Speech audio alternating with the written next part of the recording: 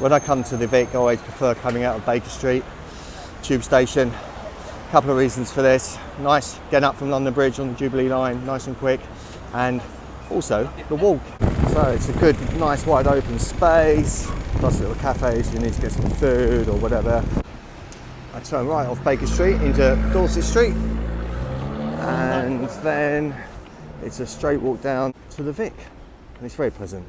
Embassies, open squares, within 10 minutes max. We are here at the Vic, ready to play some 1-2, hopefully maybe some 1-3. Just left the Vic, and at least the at least the sun's out. Yeah, another small losing session today. I'm just running into some stuff, but actually I've folded very well on rivers where I've bet for value and been raised off twice today.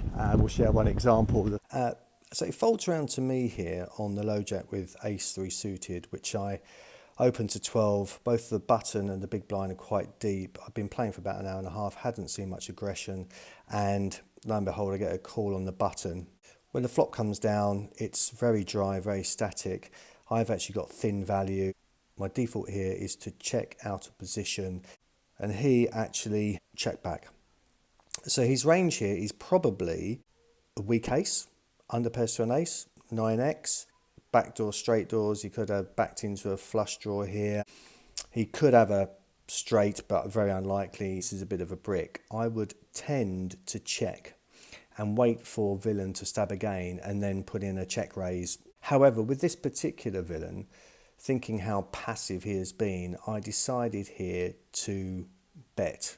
I was looking to get a call basically from a weak ace or an underpair to the ace or a 9x. So I only went 15 and I did get the call. On the river, the jack of spades come in, which gives the backdoor flush draw. Now, if I wanted to actually fold out an ace, I would probably be going somewhere around about pot, just under pot. Got 2 pair here, and I actually want to get a call from a weaker ace. And I only bet 20 here into 57. And then lo and behold, the button wakes up and he puts in a big check raise here to 75.